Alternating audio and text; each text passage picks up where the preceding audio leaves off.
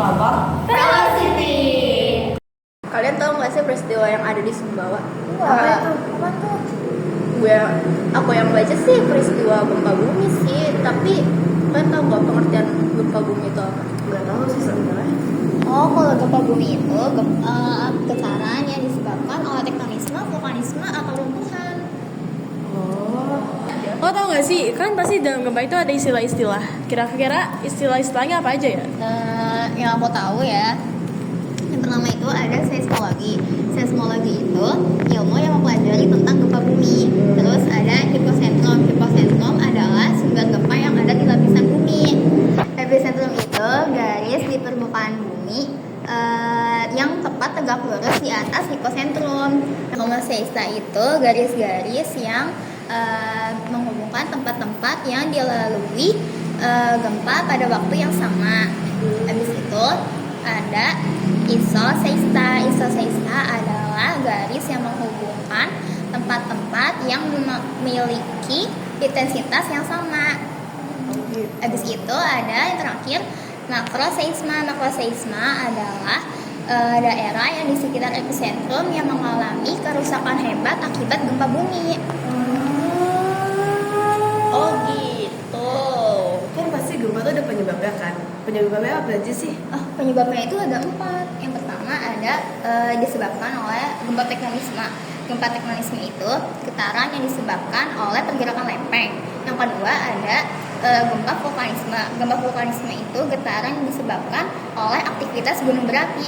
Yang ketiga ada gempa runtuhan. Gempa runtuhan adalah getaran yang disebabkan oleh longsor atau runtuhan. Yang keempat ada gempa tumbukan. Gempa tumbukan adalah getaran yang disebabkan oleh meteor. Oh gitu. Ya. Berarti yang sering terjadi gempa bumi di Indonesia itu gempa apa? Gempa Biasanya gempa runtuhan karena longsor atau gempa vulkanisme. Karena di sini tuh banyak gunung berapi di Indonesia. Oh, berarti gempa yang dari meteor itu jarang ya di sini ya? Iya, karena bisa pas kapan pas dulu banget. pas terjadi pas masih tahun ada dinosaurus guys. Iya. Iya. Katanya sih, Makanya kan- pasti kalau ya cita-citanya orang-orang sih ya. Kan tadi kan jelasin ya, di Indonesia itu gempa yang paling sering gempa vulkanik. Kira-kira gempa vulkanik itu apa sih? Menurut aku sih gempa vulkanik itu adalah gempa yang disebabkan oleh kegiatan gunung api. Magma yang berada pada kantong di bawah gunung tersebut mendapatkan tekanan dan melepaskan energinya secara tiba-tiba sehingga menimbulkan getaran tanah. Nah, terus ada gempa bumi vulkanik yang terjadi karena adanya proses dinamik dari magma dan cairan yang bersifat hidrotermal sehingga dapat dipakai sebagai tanda-tanda awal peningkatan keaktifan gunung api. Nah, terus ada proses fluidodinamis yang karena adanya gradien suhu dan tekanan magma yang dapat menimbulkan gelombang gempa yang berasal dari proses resonansi retakan yang terisi cairan magma. Frekuensi gelombang vulkanik itu yang dominan berkisar antara 1 sampai 5 Hz. Terus aku mau nanya dong, kalian tahu nggak ada 2 kategori gempa yang terjadi pada gunung api? Aku tahu. Jadi 2 kategori gempa. Jadi yang pertama tuh gempa tektonik vulkanik. Itu tuh karena perubahan tekanan pada batuan padat yang diinjeksi oleh magma. Nah, itu bisa akibatin tanah longsor sama retakan pada tanah. Nah, tapi gempa ini tuh bukan gempa gunung api, tapi dapat terjadi sewaktu-waktu. Nah, terus ada juga gempa periode jangka panjang. Nah, itu tuh akibat misalnya ada getaran pada batu sekitarnya sehingga itu munculnya dapat jadi tanda-tanda jadi ada gunung api gitu. Nah, jadi para ahli dengan cara mereka tahu tanda-tandanya itu gimana, itu mereka ada alat namanya seismograf, itu mengukur kayak getarannya gitu. Nah, itu namanya yang diukurnya itu namanya tremor atau frekuensi yang tinggi pada tanah getaran itu. Oh gitu. Oh ya, kalau misalkan gempa itu berdasarkan apa aja sih? Nah, kalau gempa berdasarkan bentuk epicentrumnya itu ada gempa sentral sama linier. Kalau gempa sentral itu bentuk epicentrumnya titik. Gempa linier bentuk epicentrumnya garis. Terus selain berdasarkan bentuk epicentrum itu ada gempa berdasarkan kedalaman kedalaman itu ada gempa dalam itu sekitar 300 km lebih 300 km. Terus kalau misalkan gempa menengah itu 100 sampai 300 km.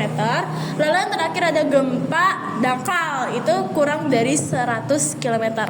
Terus kalau misalnya gempa biasanya dari epicentrum itu ada gempa lokal, gempa jauh dan gempa sangat jauh. Kalau gempa lokal itu kurang dari 10.000 km. Kalau gempa jauh itu 10.000 km pas. Terus kalau misalnya gempa sangat jauh itu lebih dari 10.000 km. Gitu. Apa tuh? Alat untuk mencatat gempa bumi itu apa sih namanya? Oh iya, catat gempa bumi itu seismograf. Ya, seismograf. Terus hasilnya itu, hasil atau rekamannya itu namanya seismograf. Oh, bedanya. Ya, betul. Dampak dari gempa tuh apa sih? Kalau menurut aku ya dampak dari gempa tuh banyak tahu. Jadi kayak kan gempa otomatis getaran itu infrastruktur pada rusak. Terus habis itu nyawa bisa hilang, cedera juga bisa. Dan kalau misalnya misalnya ini tiang listrik aja nih ya, tiang listrik itu jatuh. Terus kayak kan kena panas gitu kebakar gak sih? Dan itu bisa bikin rusak jadi parah. Terus juga biasanya udara yang keluar dari gunung api karena kan awalnya tuh yang misalnya gempa terus gunung api meletus gitu, kan udaranya kan parah banget kan kalau misalnya kehirup. Jadi banyak gak sih dampak gempa itu? Tapi kalau cara selamat dari gempa gimana ya? Menurut aku sih yang pertama tuh jangan panik, itu tetap tenang ya.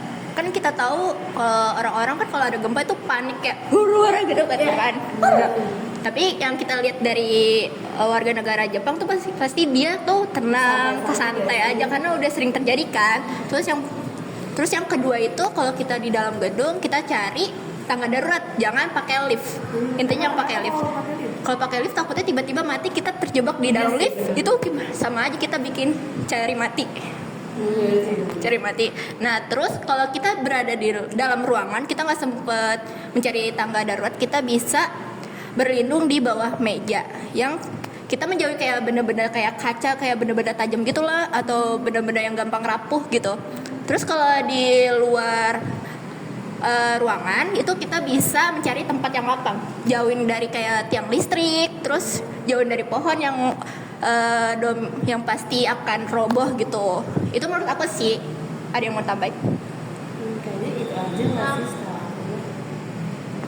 Sekian dari podcast Relasi ini. Wassalamualaikum warahmatullahi wabarakatuh. Bye bye. Sampai jumpa lagi.